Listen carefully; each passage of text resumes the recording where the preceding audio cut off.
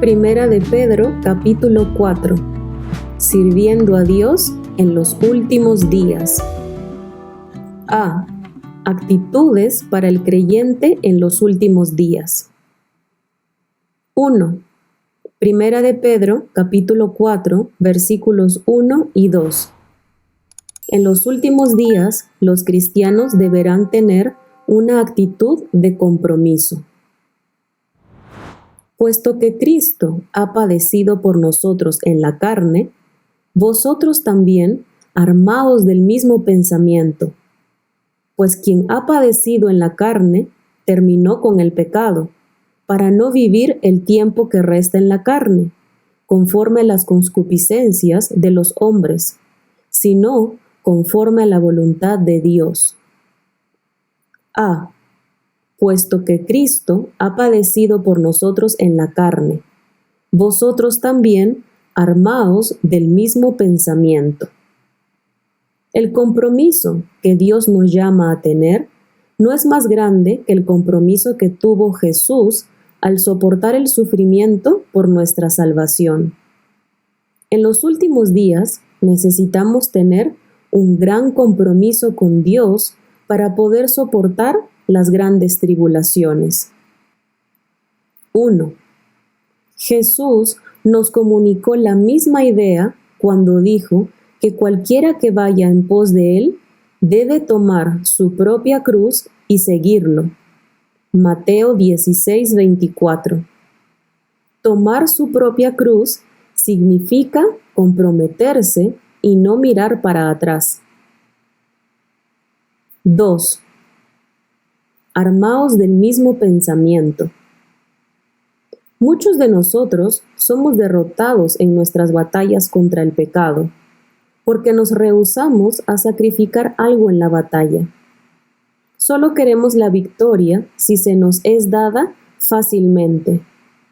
Jesús nos llamó a tener una actitud que esté dispuesta a sacrificar lo que sea en la batalla contra el pecado.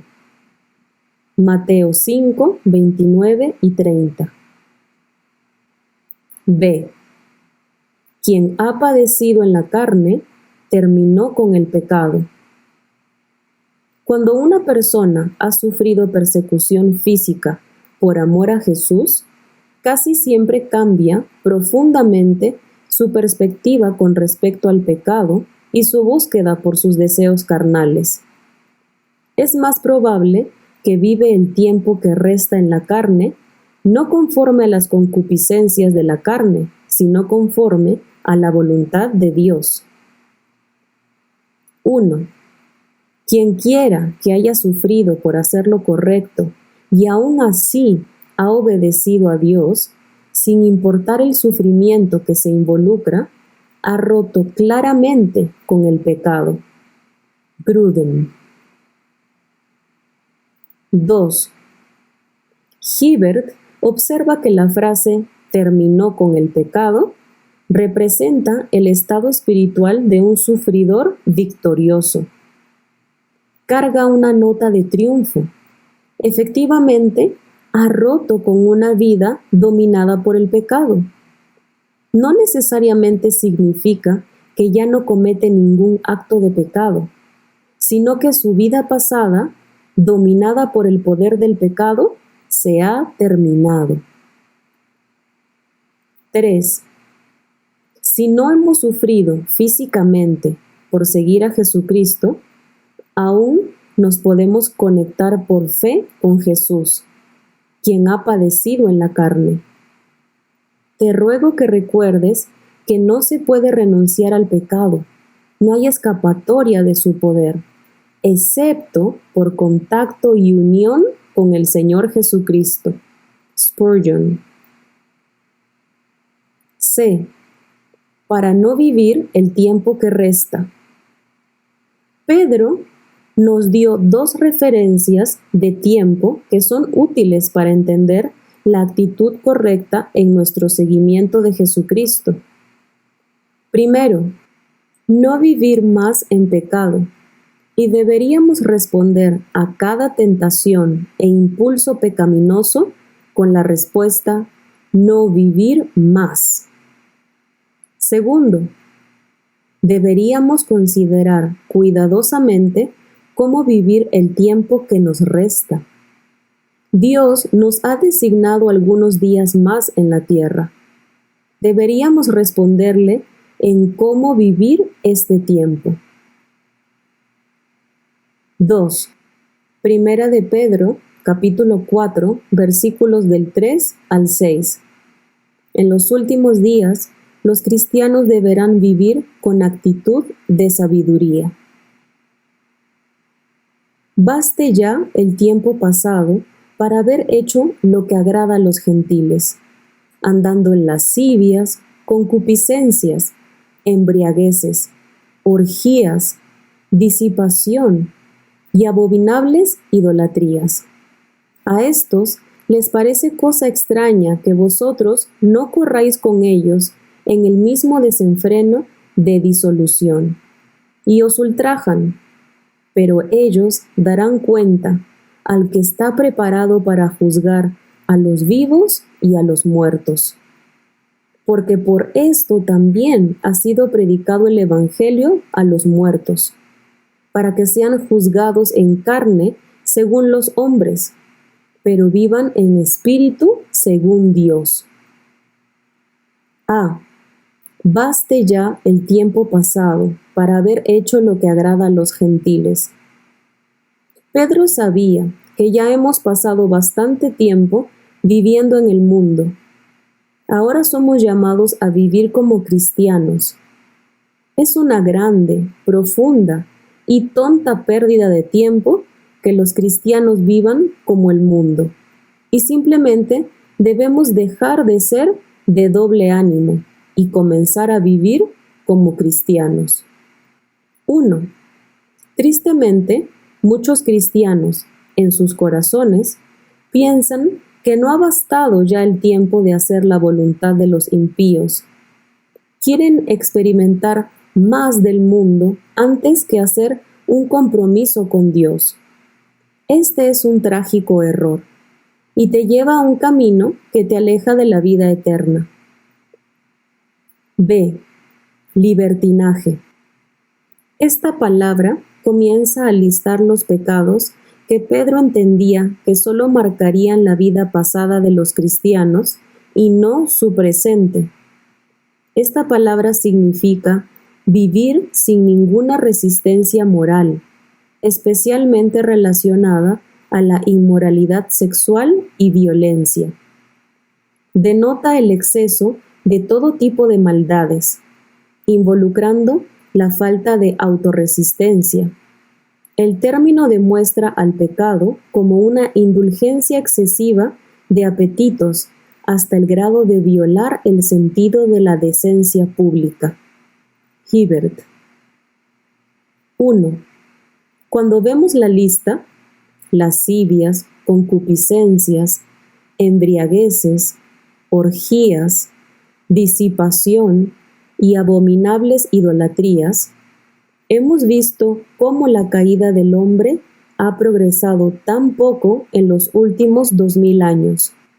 Estos problemas no se han resuelto desde que Pedro escribió esta carta. C. A estos les parece cosa extraña que vosotros no corráis con ellos en el mismo desenfreno de disolución. Cuando el mundo mira nuestra vida piadosa, les parece cosa extraña que no los seguimos en el desenfreno de disolución, desperdicio. Si la vida se viviera detrás de la carne, antes que cualquier cosa, sería un desperdicio. 1. Y os ultrajan. Cuando no practicamos en el pecado que nos rodea, condenamos a aquellos que sí practican su pecado y no les gusta, así que hablan mal de nosotros. 2. No importa cómo tus buenas obras sean recibidas por el hombre. Si eres como Dios, las encontrarás recibidas con desprecio e ingratitud. Meyer. 3.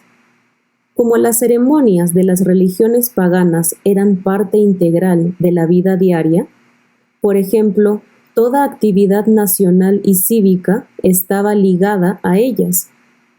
Los cristianos eran obligados a evadir lo que pareciera a sus compañeros una cooperación totalmente inicua e irse más allá de simplemente separarse del culto pagano real, mejor citado en Hibbert. 2.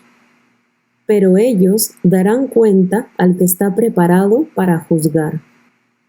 Cuando esta cuenta es requerida, la magnitud de sus locuras serán fácilmente vistas. Aun si parece que vive la vida buena, el vivir por las reglas del mundo, sus vidas serán un desperdicio en la medida de la eternidad. Porque por esto también ha sido predicado el Evangelio a los muertos.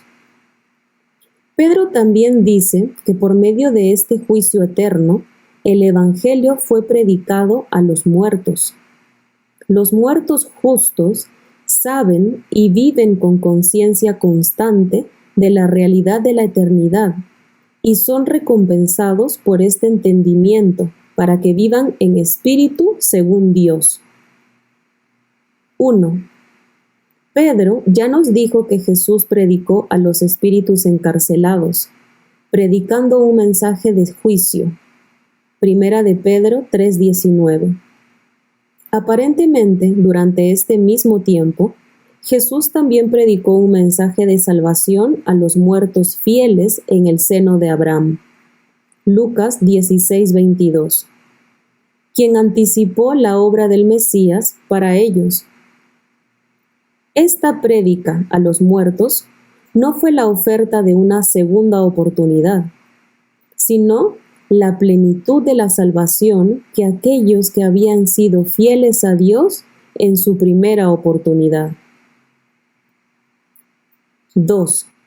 Al hacer esto, Jesús cumplió la promesa de que Él guiaría a la cautividad cautiva. Salmo 66:18, Efesios 4:8. Y pregonaría libertad a los cautivos, y a poner en libertad a los oprimidos.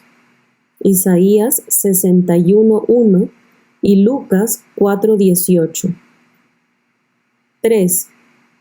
También puede ser que Pedro se refería a aquellos en la comunidad cristiana que ya habían muerto, tal vez hasta muertos como mártires. Si este es el caso, Pedro usó sus ejemplos heroicos como una manera de animar a sus lectores afligidos a ser fieles también. 3. Primera de Pedro, capítulo 4, versículo 7. En los últimos días, los cristianos deberán vivir con una actitud de oración seria. Mas el fin de todas las cosas se acerca. Sed, pues, sobrios y velad en oración.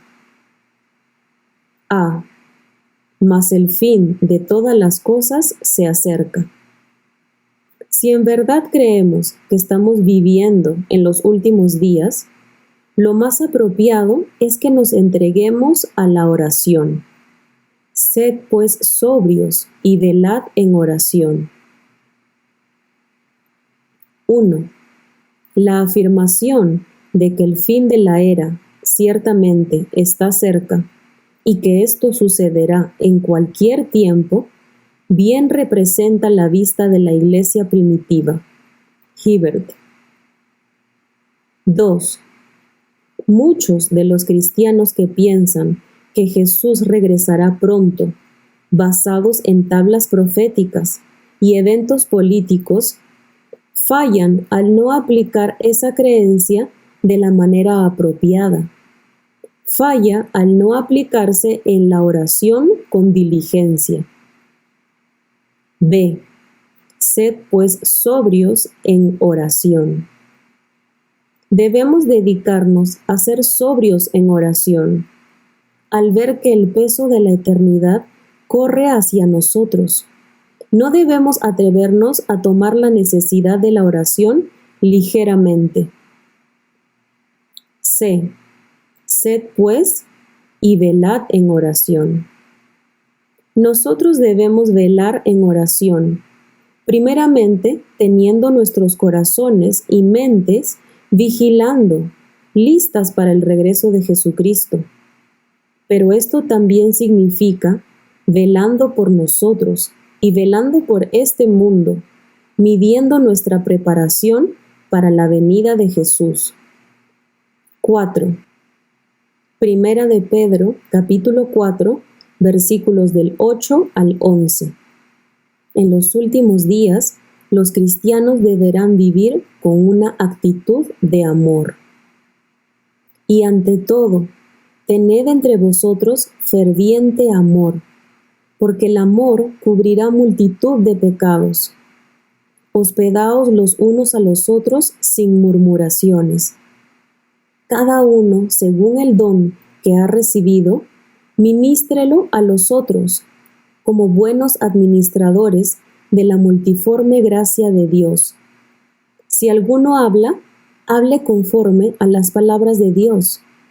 Si alguno ministra, ministre conforme al poder que Dios da, para que en todo sea Dios glorificado por Jesucristo, a quien pertenecen la gloria y el imperio por los siglos de los siglos. Amén. A. Y ante todo, tened entre vosotros ferviente amor. Si estos son los últimos días, ¿qué tan importante es amar a aquellos con los que vas a pasar el resto de la eternidad? En base a la eternidad, debemos tener entre nosotros ferviente amor. B. Porque el amor cubrirá multitud de pecados. El amor sí cubrirá multitud de pecados, tanto los pecados de la persona que está amando como los pecados de la persona que está siendo amada. 1. Cuando el amor abunda en la comunión de cristianos, muchas ofensas pequeñas e incluso las grandes se pasan por alto y se olvidan fácilmente. Pero cuando el amor falta, cada palabra es vista como sospecha. Cada acción está sujeta a un malentendido y hay conflicto, para el deleite perverso de Satanás. Grudem. C. Hospedaos los unos a los otros, sin murmuraciones. El amor se demostrará a sí mismo en la hospitalidad. Los cristianos deberían abrir sus hogares a menudo para otros y sin murmuraciones. 1.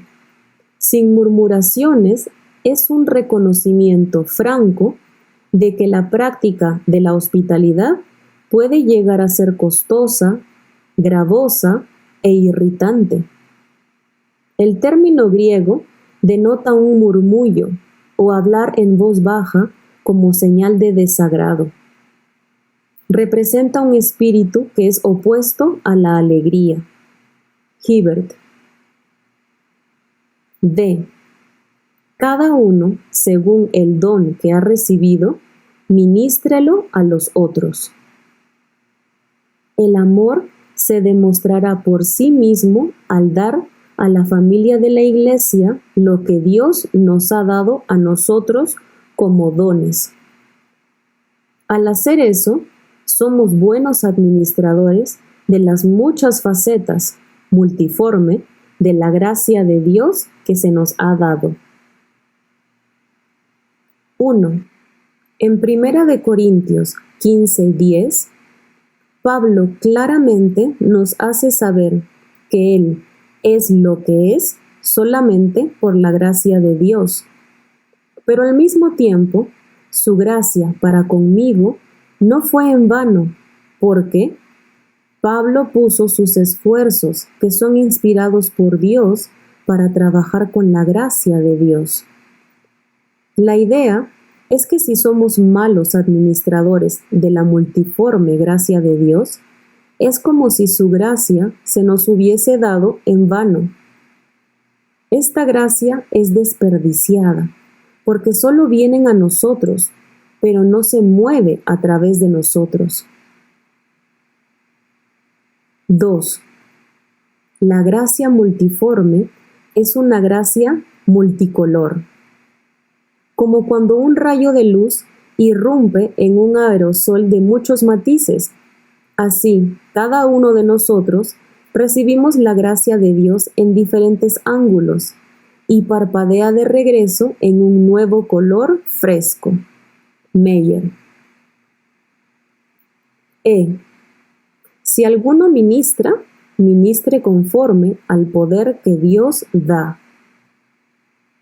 Cada parte es importante. Cada quien tiene un trabajo que hacer. Un hombre estaba reconstruyendo el motor de su cortadora de césped y cuando terminó tenía una pequeña pieza que le sobró y no podía recordar en dónde iba. Él encendió el motor y funcionaba muy bien, así que supuso que la pieza era inútil, hasta que intentó detener la cortadora de césped y no podía detenerla. Aún la pieza más pequeña, que no parece tener importancia, del cuerpo de Cristo es importante. 1. Al servirnos los unos a otros, lo hacemos con el poder que Dios provee, el poder que Dios da, para que a Él pertenezca la gloria y el imperio por los siglos de los siglos. B. Entendiendo tu tiempo de prueba. 1. Primera de Pedro, capítulo 4, versículos del 12 al 13. Soportar las pruebas con la actitud correcta. Amados, no os sorprendáis del fuego de prueba que os ha sobrevenido, como si alguna cosa extraña os aconteciese, sino gozaos por cuanto sois participantes de los padecimientos de Cristo, para que también en la revelación de su gloria os gocéis con gran alegría. A. Fuego de prueba que os ha sobrevenido.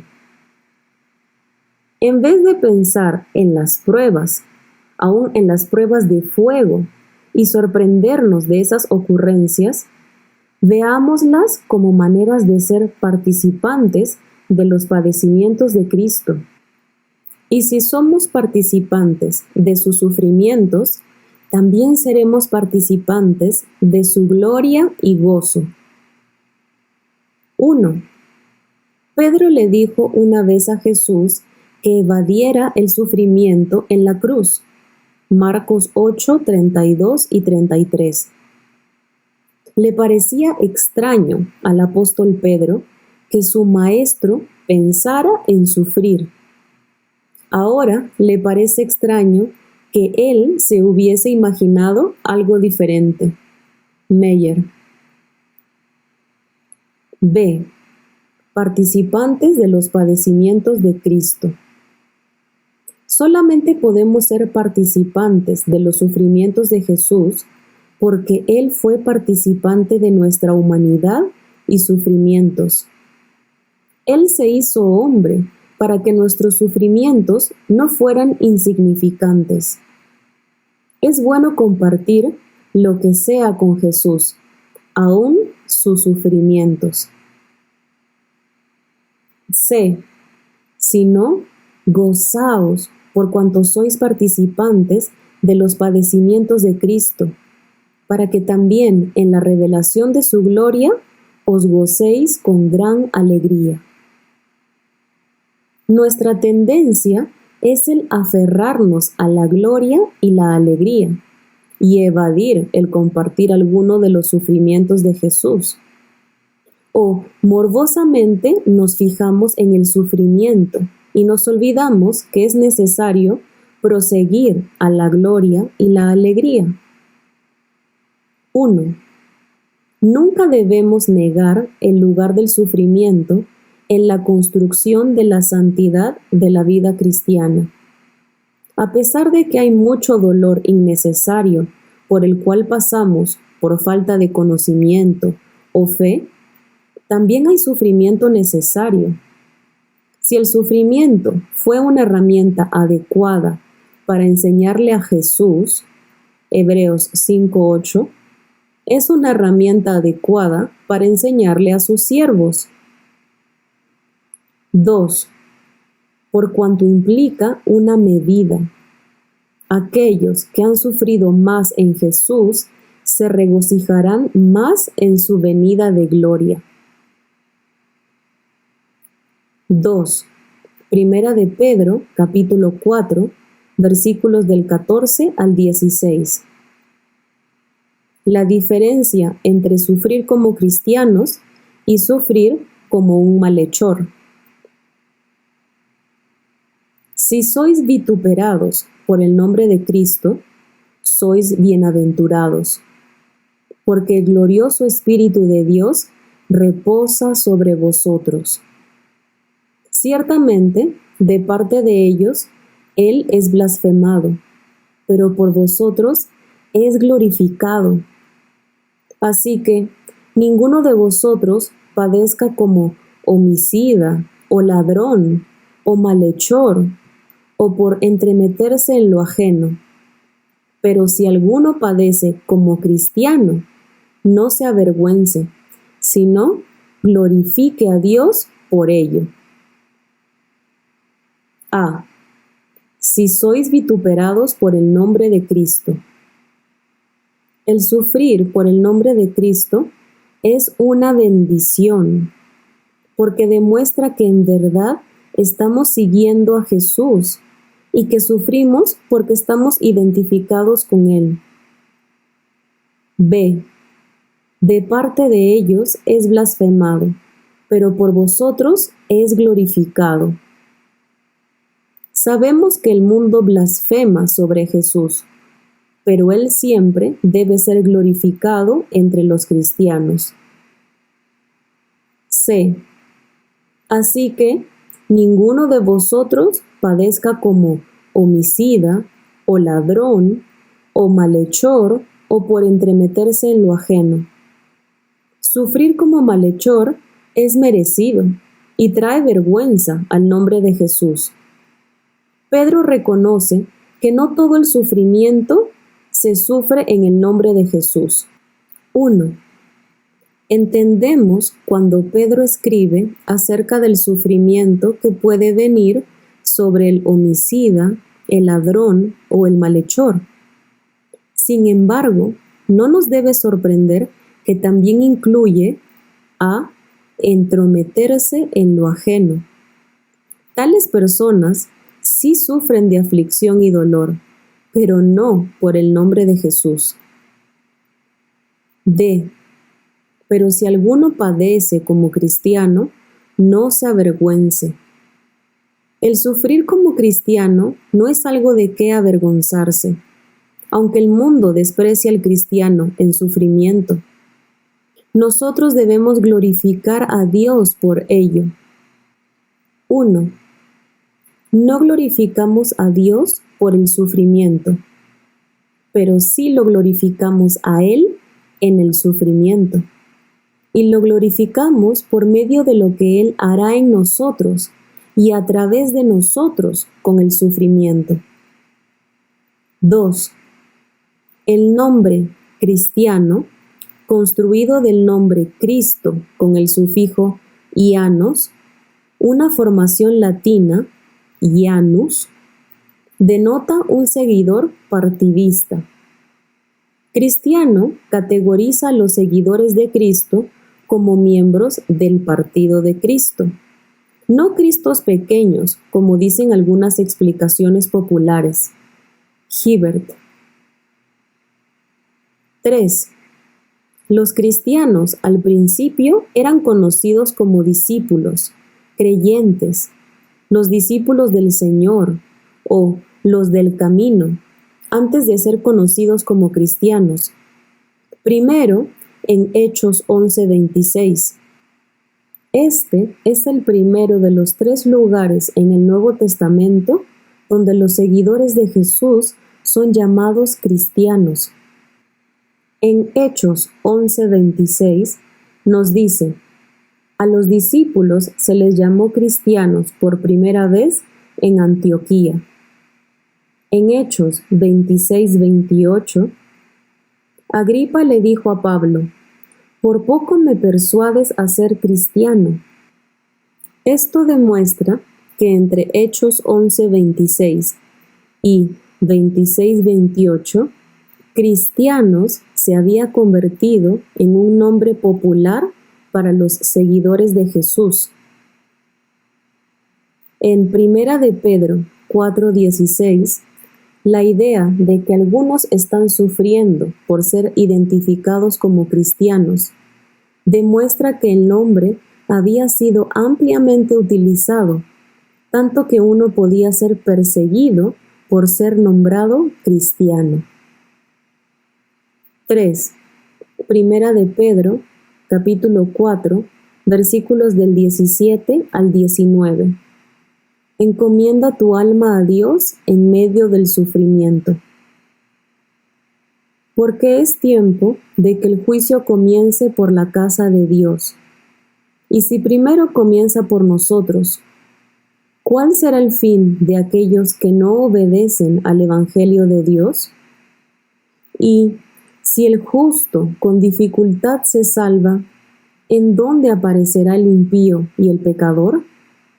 De modo que los que padecen según la voluntad de Dios encomienden sus almas al fiel Creador y hagan el bien.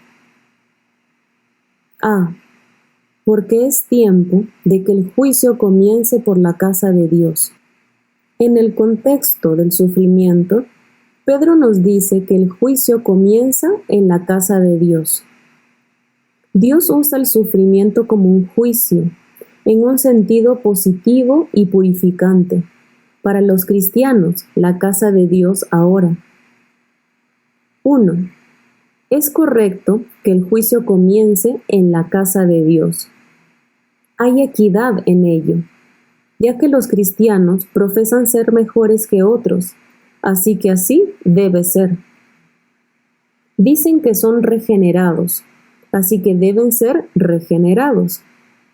Dicen que son un pueblo santo, separados para Cristo, así que deben ser santos y separados de los pecadores, como Él lo fue.